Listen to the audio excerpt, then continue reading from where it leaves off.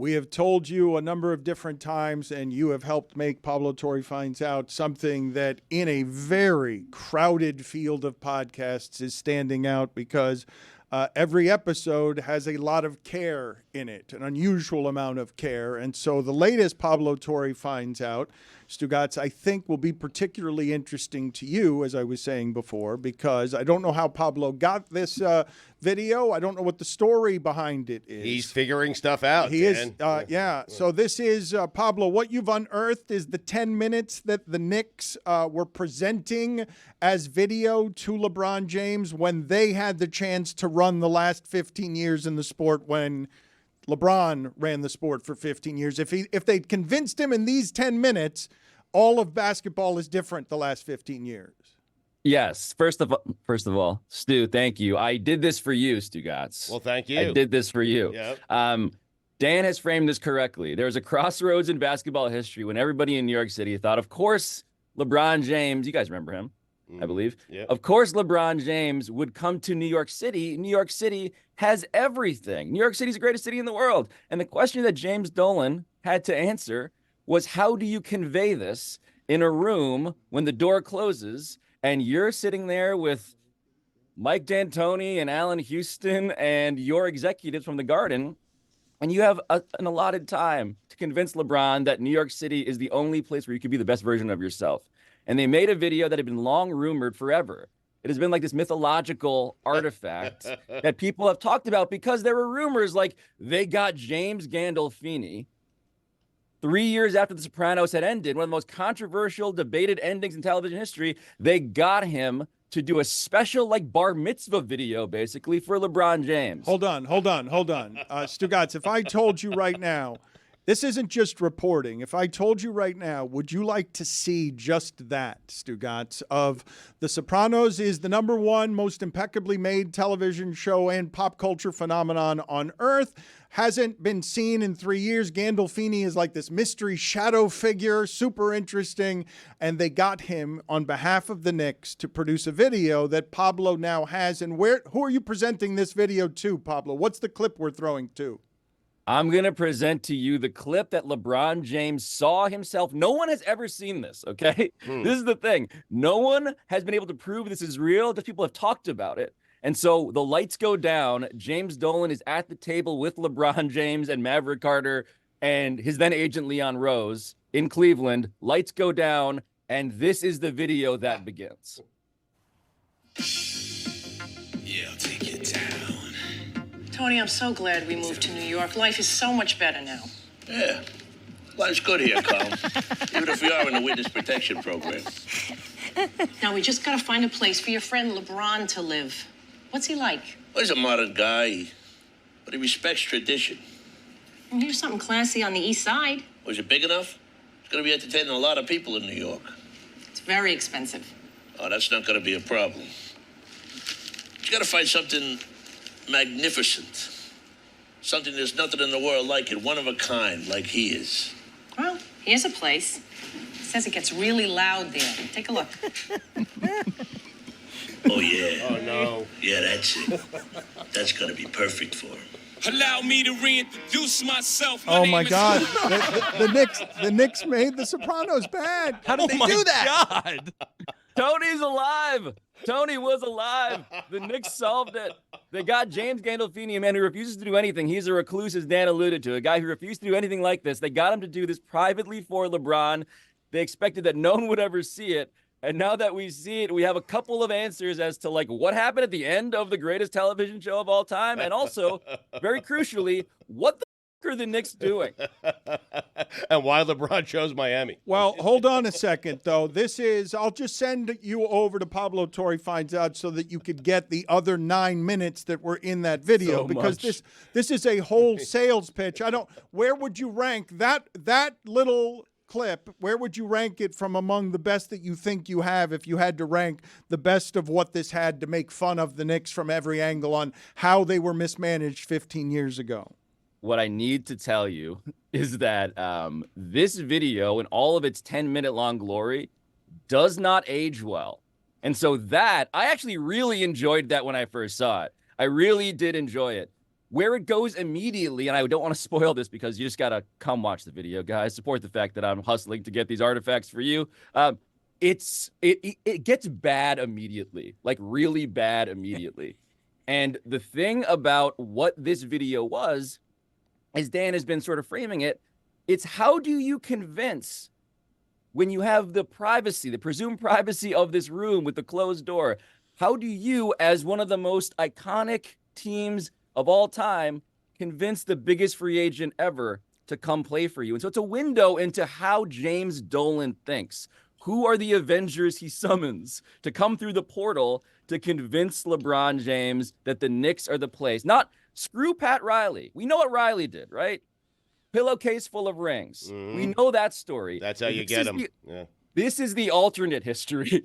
This is what the Knicks tried to do, and this is why it very obviously did not work. It's kind of one of the things that's amazing about whatever it is that'll be unearthed in this 10-minute video is it's not just it changed the fate of the sport and obviously Miami sports over the next 15 years, but the fact that now we can see the videos, Stugotz, that would make us better understand. It's not going to be a complete version of, wait a minute, LeBron to New York was the biggest slam dunk ever. How could he have not wearing just a Yankees hat. How could he have like that? LeBron to how do they botch LeBron to New York? The Knicks were on the doorstep of everyone saw. Yeah, the most obvious thing is do what the Knicks are doing now, which is look, we've got the agent crews running our shows here. The Knicks management team, Stugotz, is basically just what LeBron's management team is now, running Clutch.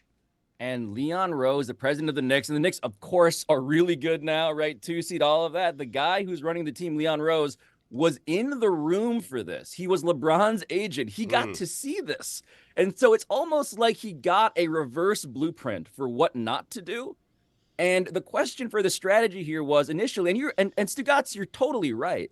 LeBron wore a Yankee cap to a Cleveland Indians, New York Yankees playoff series. Teased us. He was wearing, he was more than teasing. It was the surest thing. It was the most obvious thing. And we were wondering, how do they botch this? And what you're telling us is you've got 10 minutes of them botching it. What I'm telling you is that go to this video, and I will further spoil it because there's even a worse face than the one I'm going to mention. But the first face you see, because I can't help myself, after the Sopranos secret ending reveal is Donald Trump. So just know that it gets worse from there. It gets worse from, hey, guy you would feud with famously over racial issues in America, famous black LeBron James, athlete, iconic figure. That guy is the first face that you meet coming out of that in the darkness of a pitch room. And it is bad. Pablo, since you've seen the entire video, how long into the video do you think LeBron told himself, I'm not coming here?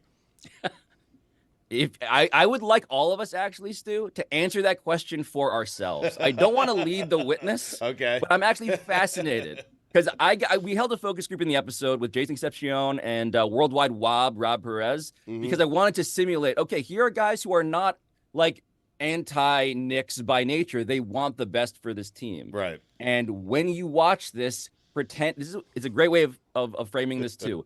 Pretend you're LeBron.